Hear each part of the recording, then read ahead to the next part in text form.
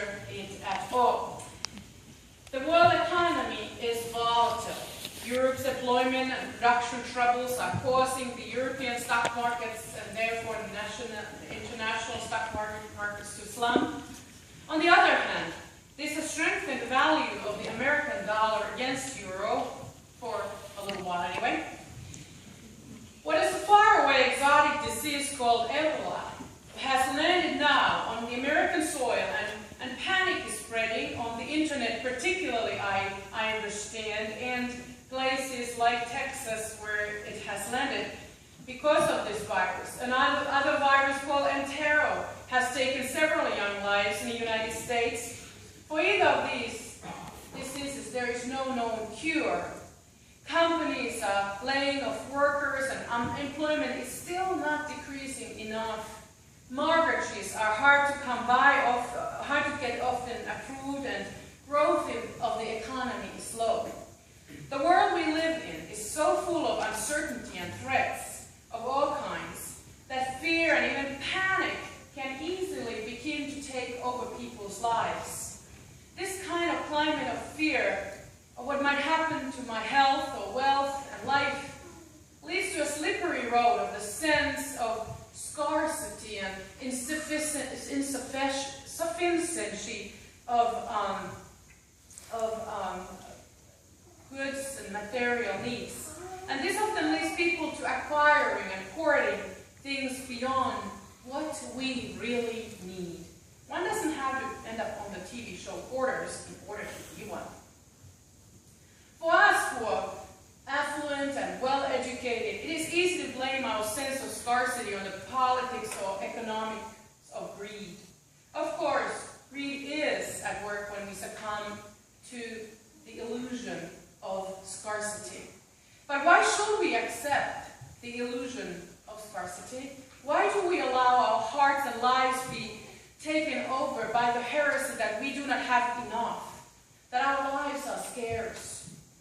The author Parker Palmer, whose books I enjoy, and our transition consultant Jim Pence also refers to, Parker Palmer writes that the answer to our sense of scarcity ultimately, at the deepest level, has to do with our spiritual condition and with our sense of identity. Scarcity grows out of fear of not having enough, and this fear then impacts the way we see ourselves, our identity. Jesus was challenged once again by the Pharisees wanting to entrap him. Their setup was clever, of course, because whether Jesus replied yes or no, he will be in trouble. Either he will be challenging the Roman authority or found to be supportive of those who resented the Roman rule. There was no good answer here. He avoided their trap, though, and reminded us all that everything in creation belongs to God. We are only temporary guardians of these creations, the goods that we own and possess.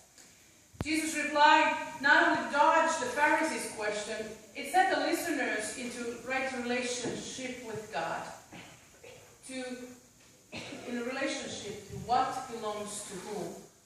Jesus' reply contains the gospel of abundance. At the core of the gospel, the emphasis is on trusting God's abundance and living beyond our fears or scarcity.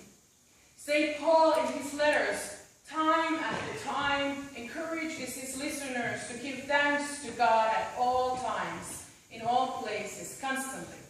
Thanksgiving is the kind of attitude of the heart and mind that begins to create a sense of abundance in us. When we see our lives full of blessings and give thanks every day at all times, it will be difficult not to have a sense of abundance about what we have and what we are.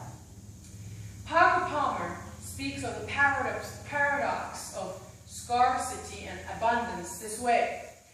True abundance of life comes not to those who are set on securing wealth, but those who are willing to share apparent scarcity in a way that creates more than enough for everyone. Those who grasp for more than their share will find life fearful, fueled by anxiety of needing more and more. Those who reach out in service to their brothers and sisters, knowing that true abundance is found not in hoarding, but in community, they will find a life of plenty. Having been there for others, they have a reason to believe that others will be there for them. We cannot buy the identity and security we seek. They will come to us only as we let go and live in God's grace, remembering that everything ultimately belongs to God. Even Caesar is a temporary power to whom the taxes are paid, but the ultimate allegiance belongs to God. True abundance grows out of that kind of trust in God. We, of course, live our lives that are abundant in material terms, yet we may be living lives of scarcity if we let fears of money and market, of not having enough wealth or health, rule our lives. God calls us for a radical living of abundance, to trust that our lives are in the hands of the living God. God who gives us joy and freedom, that removes all fears, even in the face of all the doom and gloom that the world around us seems to surround us with. It is easy to give in to the woes and worries of the world around us. But we are called to live by a different voice than that of scarcity. Even though the powers to be want us to hear and live by the gospel of scarcity, so that we'll buy more and consume more and spend more. We are called to the continual renewal of our minds and lives by the voice who says that everything that we are, everything we have and produce, belong to God, who made the heavens and the earth and all that is in it. God calls us into a kind of generosity He shows us, to each of us, each and every day, allowing us to wake up and live into a new day. When we live in a frame of reference of such generosity and take on the attitude of abundance, we will find our lives fuller and richer, blessed than we can ever begin to imagine. Lives of abundance. Amen.